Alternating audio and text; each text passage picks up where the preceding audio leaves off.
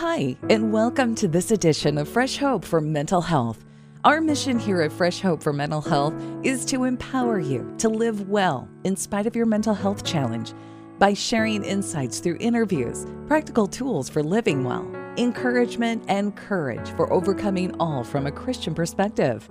And now, here's your host, Pastor Brad Hoefs. Hello, my friend, and welcome to Fresh Hope for Mental Health. I'm Brad Hoefs, your host. Our purpose here on Fresh Hope for Mental Health is to empower you to live a faith-filled, rich, and full life in spite of having a mental health diagnosis. Well, today I thought I'd just talk honestly with you and ask you an important question. Through all of this pandemic, and it's gone on now for a year or more, and now people are getting vaccinated and things like that. We're certainly not back to normal yet. And I don't know about you, but it was a huge disruption in my life, I'm sure for most of our lives. And I have spent more time alone or more time quietly alone with my wife in our home than I have probably at any other point in my adult life.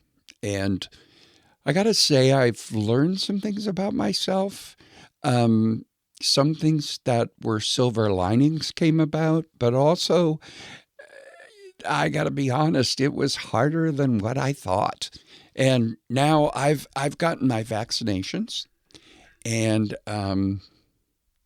I have been, I probably am 30 to 35 days out from my second vaccination. So some time ago, I started doing some things that I hadn't been doing, and I found myself having anxiety attacks and feeling stressed about it. So I thought it'd be good today to just, you and me, have a little conversation about how are you doing? How are you doing? And processing some of the trauma that we've all experienced, some of the stress that we've all experienced. So let's go back to February of 2020. My mom had just nearly died, and she had fallen in December of 2019. And my sister and I spent all of the holidays and into January really caring for our mom, advocating for her. She had fallen and broken her nose, and she and her arm, and she kind of had a failure to thrive at that point, and had to be put back in the hospital after being put in a nursing home for a short time. And long story short, she was just beginning to be okay enough to go into her assisted living apartment, still not walking, still not doing a number of things. And boom, I couldn't go see her. And it was kind of one of those things. And she didn't have a cell phone that worked right, or she didn't have it plugged in right, or, she didn't have it on, and she has some dementia. So it just was boom. I didn't talk to her, didn't see her for quite a few months. And none of us really knew what we were dealing with, right? With the pandemic.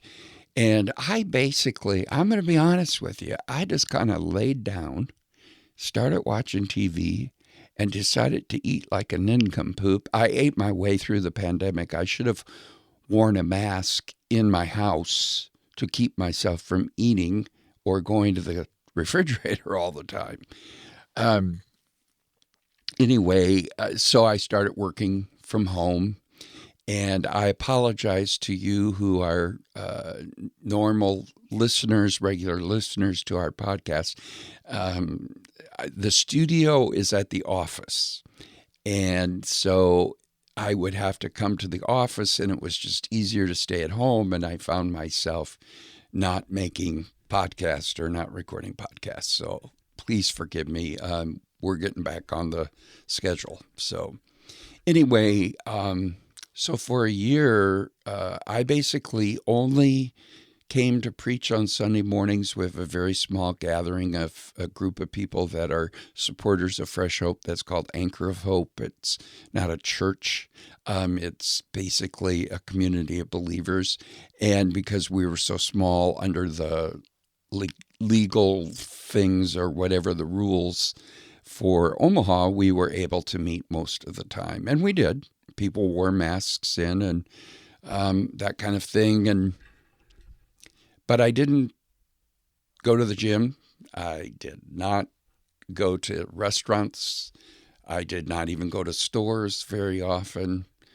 That changed later in the year. I started going because I needed to get out of the house. But to be honest, there were some weeks where when we didn't have Sunday mornings and we had it on Zoom instead, that I spent 2-3 weeks never even leaving the house. And I'm sure for many of you, it was that same way. And I have asthma. I'm overweight. I have high blood pressure that's very controlled by medicine. It's not terribly high, but because of all of those things, I thought in my age, I don't want to die from this. And I certainly knew how with asthma, how it feels to not be able to breathe. And so the idea of having something that would complicate my breathing was beyond what I wanted to think about. So just played it super safe. Well, finally, when I got vaccinated, 6 weeks ago or whatever it's been now, it may even be 7 weeks ago with the second shot, with the second one, I decided, I got to start living again. And it wasn't that I was going to take off my mask and go everywhere. And besides, I have to have a mask on. We have a mandate here in Omaha. And, but in the process of doing that, I have found that I still have anxiety and the stress of the pandemic hanging over me, so to speak, even with the vaccination or having been vaccinated. And I think you and I need to really understand that we have been through something traumatic. Some of you may even have had COVID or lost someone that you love to it. It's going to take society and culture time to come out of this and to not be living in fear or worry about things. And then again, I think there's some reality that we have to deal with in regards to the fact that life may not ever really get back to how it was for many. And there's grieving in all of it. There's stress in all of it. Some of you have lost your jobs. Some of you have been working from home and don't want to go back into an environment where you're working at the office. And our children have been greatly affected. Their mental health has been greatly affected by school being online. The reality is that suicide rates are up. There's all kinds of issues, mental health issues that people are experiencing. Call volumes to call centers are way up, all kinds of things. And quite honestly, Christian churches, our churches are experiencing a lot of change and wondering what's for them in the future. And in all of that, the church wasn't prepared prior to the pandemic to really deal with the crisis that has been there the whole time prior to the pandemic of mental health crisis. And now, all of a sudden, we have all of these issues that are facing us, and the church was not ready before, and it's certainly not going to be ready now.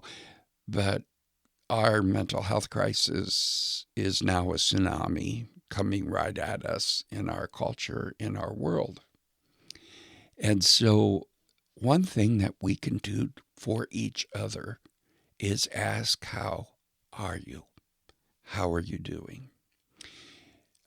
And those simple questions, we've talked about them before, but simple questions that we can ask one another, like, what has been the hardest part of the pandemic for you? And how did it make you feel? See, those questions help you and me process things.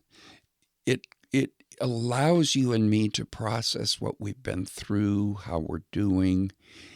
And when you ask that question, those kinds of questions of someone, it's so important to listen and to make sure you really hear what they're saying and reflect back for them what they've said.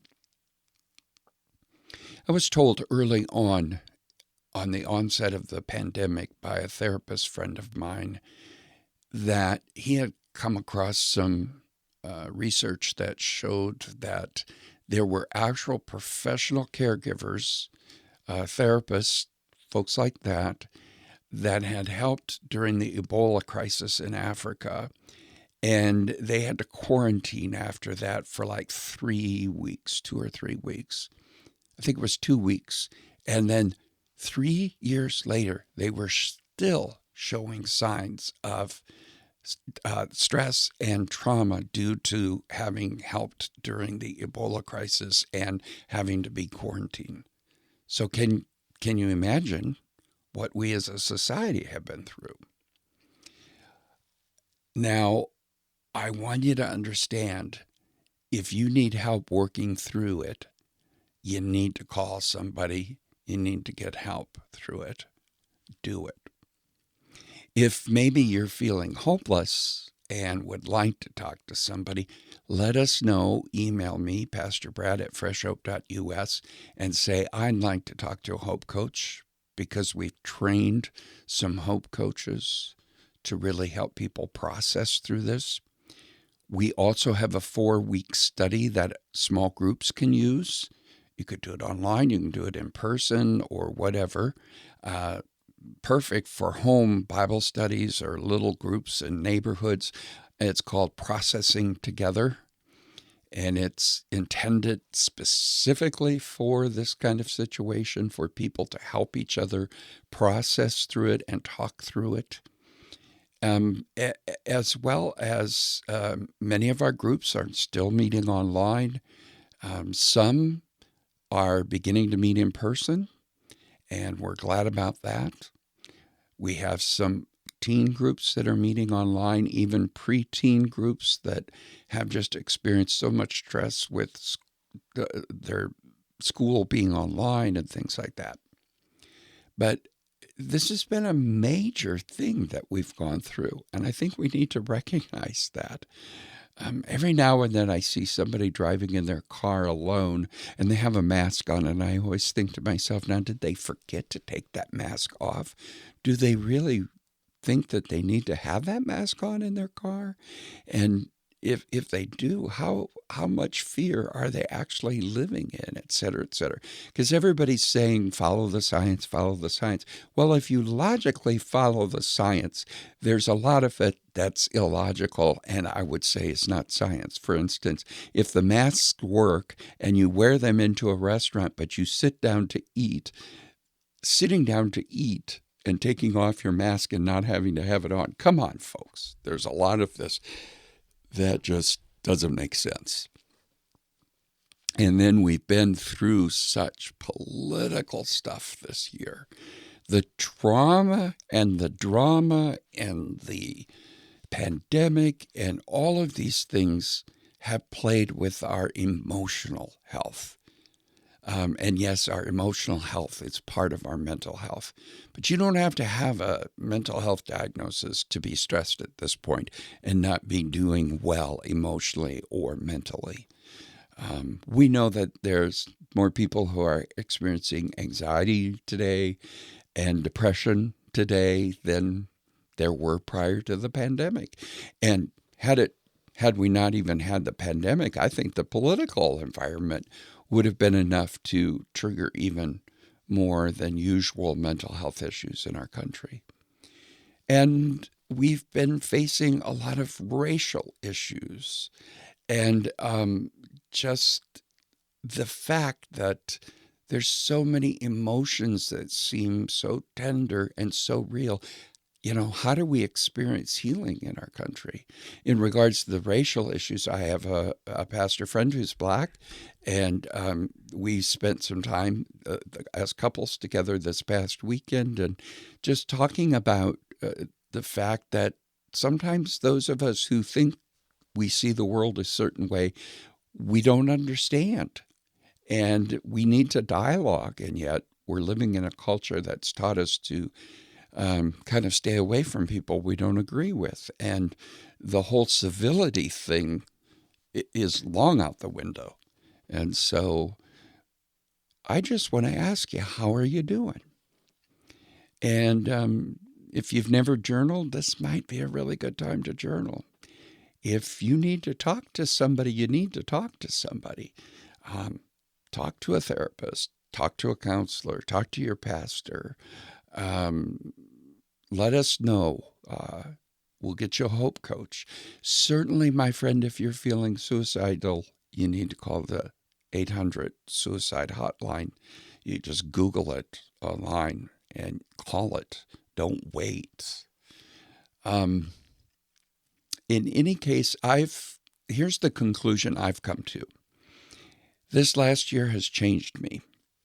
There are good things I have found out about myself, and that is that I don't mind being home, and I don't mind a quiet life. I really kind of have, and I'm not sure I'd ever found that spot without being forced to stay home. It was kind of like being grounded.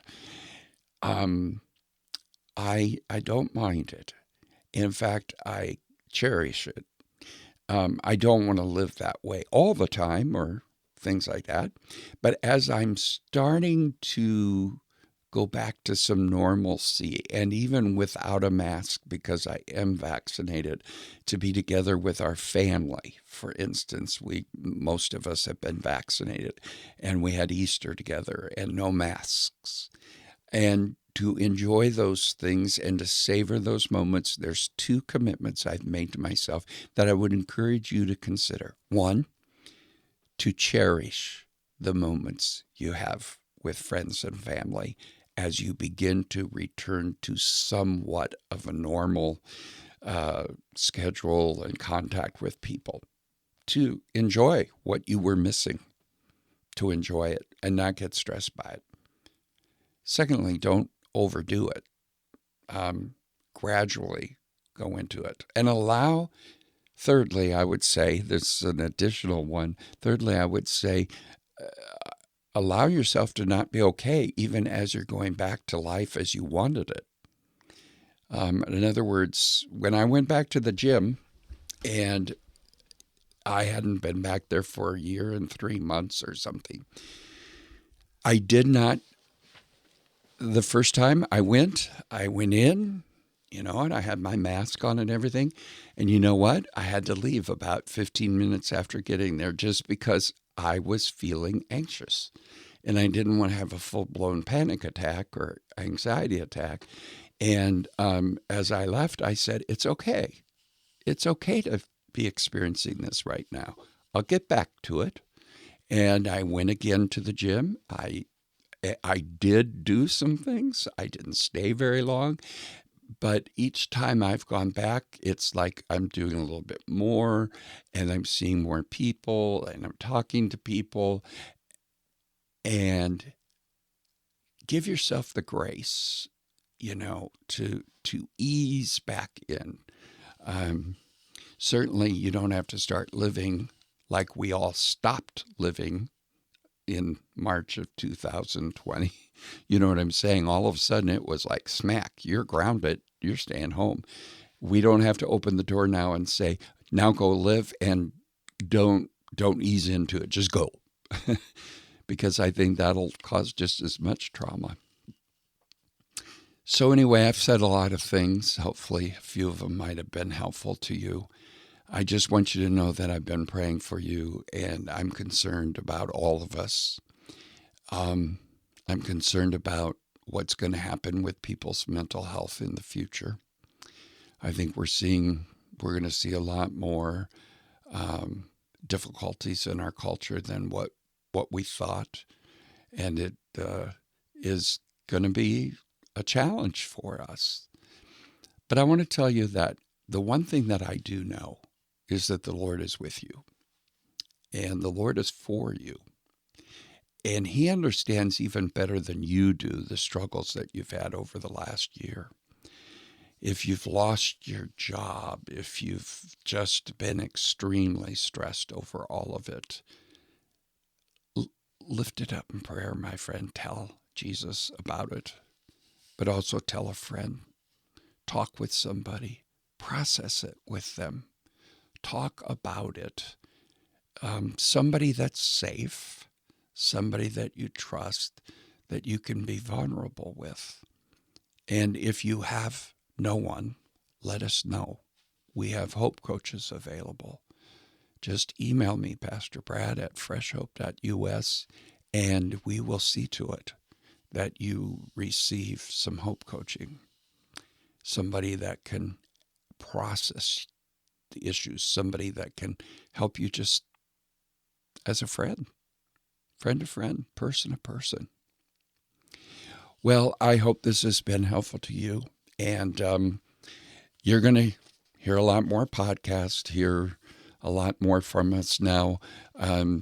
So I'm getting back more and more normal hours and starting to work less from home and coming to the office because it's good for me. And it's not like we have lots of people in our office even, but it just got to be too easy to just kind of get up, grab coffee, and go into my basement and huddle, hibernate.